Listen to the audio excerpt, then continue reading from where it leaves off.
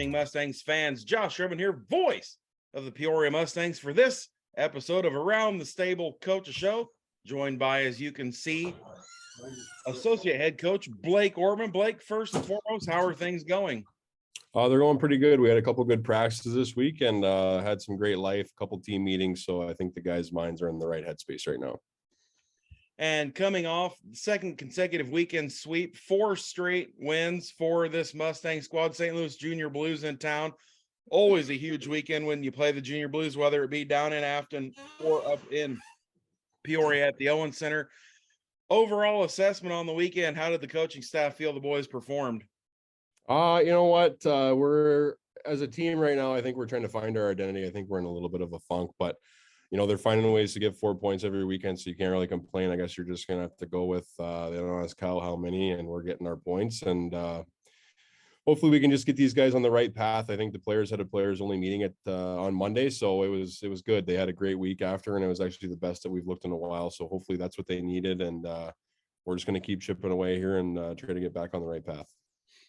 And recapping Friday night's game, that huge 4-0 win, first shutout of the season for this Mustangs team. No scoring first period, second period. Ethan Chesney got things rolling early with his 9th of the season.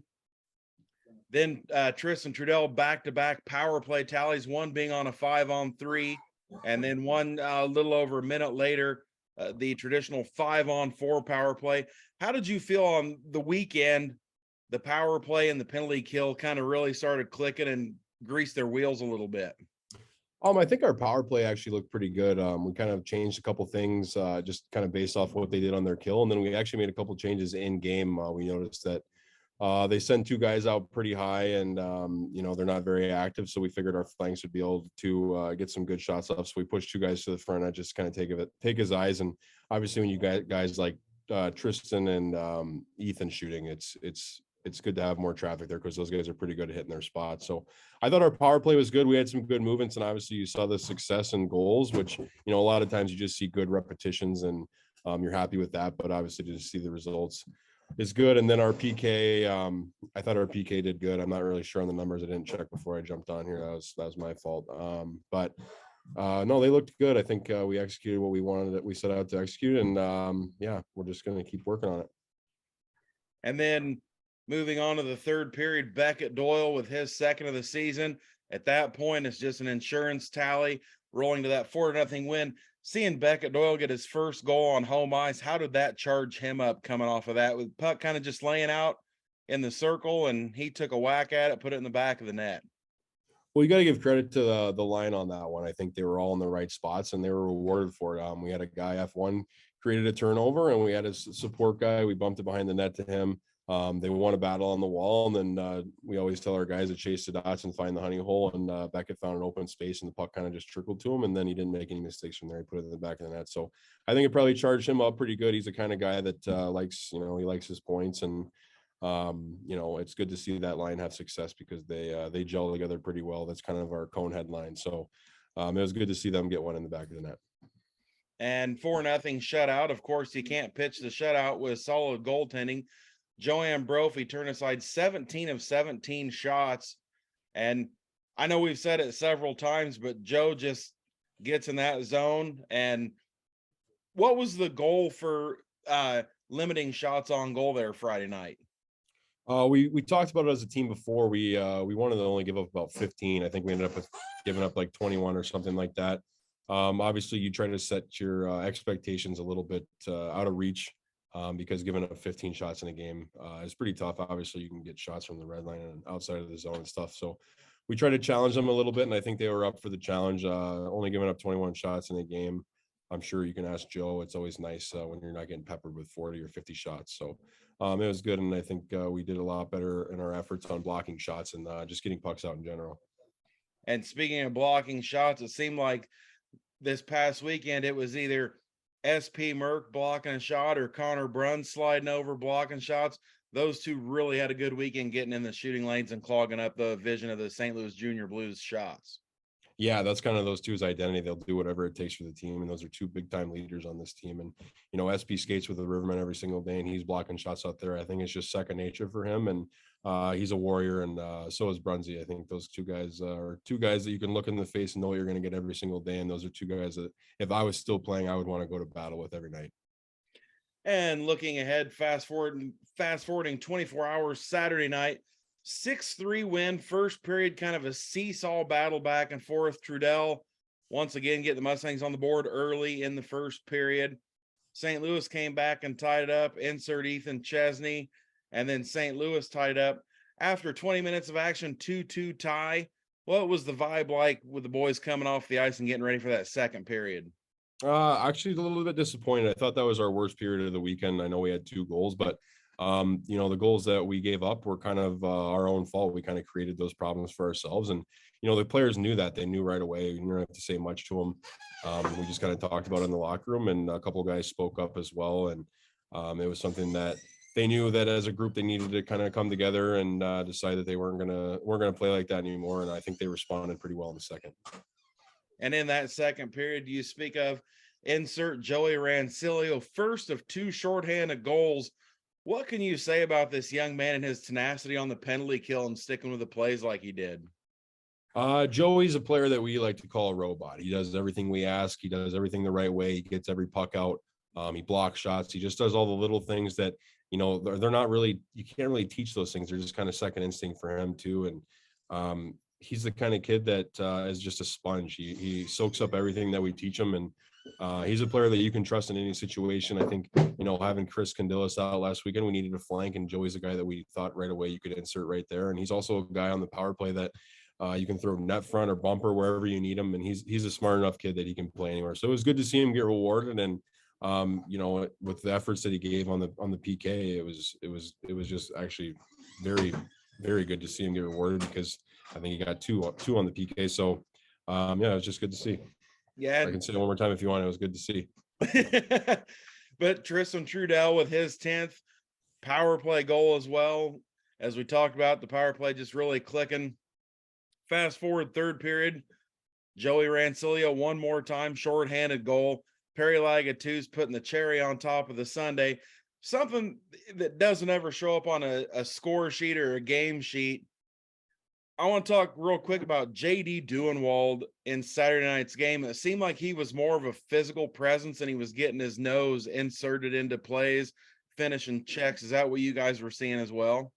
Yeah, and with that line, him, Doyle, and Rancilio, when you see that line start having success, a lot of times it's when JD's moving his feet and he's creating more space for those guys to make plays. And when you see him finishing his checks and stuff, it gets him more involved in the game mentally. So then it seems like he has a little bit more confidence with the puck, a little bit more confidence on the wall, a little bit more patience.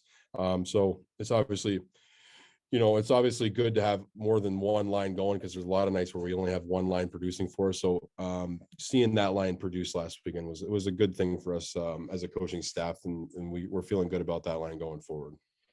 And looking between the pipes. Well, before we look between the pipes, I'm going to talk about an incident in the second period. Connor Bruns going in, getting slashed, kind of stepping up. Enough's enough. How did the bench respond to that Connor Bruns altercation in the second period? Really well.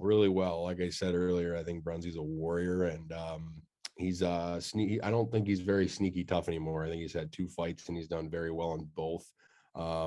I think he's a kind of kid that we have a few on our team. I mean, we probably have 4 or 5 guys that can fight with anyone in our league, and Brunsy's one of them. He hasn't been in a ton of fights, but he knows what he's doing, and every time he does drop the gloves, he looks like a guy that's been in quite a few. So the bench responded well, and it's always good to see the silent killer come out in Brunsy. He's a pretty quiet kid, so it's nice to see him step up like that sometimes for the team and do what's best for everyone. And speaking of that, you have a series like St. Louis coming into town, a team that can be physical, a team that can be a little bit edgy at times.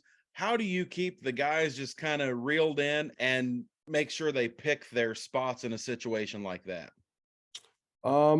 You know what? I think it's just something that we have to kind of preach during the week, that the 2 points at the end of the night is way more important than settling scores and stuff. There's always going to be a time and a place, and I don't think they did anything too crazy this weekend, but if there is a team that ever wants to get a little cheap or whatever, there's always going to be a time and place. There's going to be a time where you're up by a couple goals with a couple minutes left, or you're down by a couple goals. And, we're the kind of team that isn't going to get pushed around by anyone. So if there's scores that need to be settled, they will be settled. And there's just always a time and place for that. Take note of that. So now we'll shift our attention between the pipes. Casey Yamada, his fourth appearance, third start of the season, stopped 18 of 21. Overall, do you guys feel like Kaysen's really starting to find his groove and get his mojo in between the pipes? Absolutely. And I think, all Kaysen really needs is an opportunity. A wise man once said he's a gamer, and that wise man was Clint Ruiz. He's the one that always pushes us to give him those opportunities, because Clint had he had the privilege of coaching Kaysen when he was younger. So he knows that he's a gamer, and sometimes he's a little shaky in practice, but he's working on stuff, and he competes so hard that he wants to save every single puck in practice, where it's tough sometimes. You're getting 3-4 shots in a drill in a short matter of time, and you kind of just, for goalies, just need to focus on one, because unfortunately as a coach, a lot of your drills aren't goalie specific, so you're not really giving them time to set and stuff. So once you do put him in the game, though, he seems to settle in, and he's just fine. And we're, like I said a few times this year, we're very happy with our goalies. And is that a thing with Casey Yamada being a guy that doesn't necessarily get the playing time? He'll see games this season, but is it better that he has guys to look up to like Joe and Cam that can really help him and help him break things down? Absolutely. And I think realistically, Sush has been around for a while, and he got the opportunity to work with Cole Walter as well, and Drew Duran. So he's the kind of kid that he's actually a leader too, and I don't think he really leans on those guys as much as people would think. Our goalies all communicate pretty well together, and they talk through situations together as a unit. But I think Sush is a lot more of a leader than a lot of people would give off, just because he is young, and he doesn't get all those games. But I think he's going to be getting a lot more games here in the future, and people are going to see the real Case and Yamada come out. Outstanding. Well, Mustangs off this weekend. What are the big plans? Just kind of giving the guys a little time to get their legs and refocus here before hitting the road again. Yeah, we beat them up pretty good in the gym this week and on the ice. So we're going to give them, we don't have much of a break for Thanksgiving, and then our Christmas break is pretty short as well. So we're letting them go home, see the family for the weekend if they're able to. And then, for the coaching staff, it's always good to kind of sit back and just kind of take a little bit of a deep breath and decompress a little bit. And I think we're doing a little bit of scouting this weekend as well. So it's actually good timing for us for the break. And hopefully we'll come back Monday recharged with the same energy we had all week this week. Now, coming back, having a weekend off just 3 weekends ago, would you guys rather had a weekend off like mid to late February, or is this something that it's kind of a breath of fresh air regardless of when it is? No, we didn't really plan on the schedule we had. We don't get to make our schedule, so obviously spacing those breaks out is always good, especially we do hit the road for like 6 or 7 weeks. It would be nice to have one in there, or maybe a couple home games sprinkled in there, but it is what it is. We take whatever we can get, and I wouldn't want to be the guy's job at the league that has to make the schedule for everyone. So we can't complain, and we'll just take what we can get. Well, Mustangs fans, thanks for joining us. Blake, thanks for taking a little bit of time out of your day to join us here on Around the Stable Coaches Show. Yeah, thank you, Josh. Have a good weekend. You do the same. Thank you very much. This is Around the Stable Mustang Coaches Show.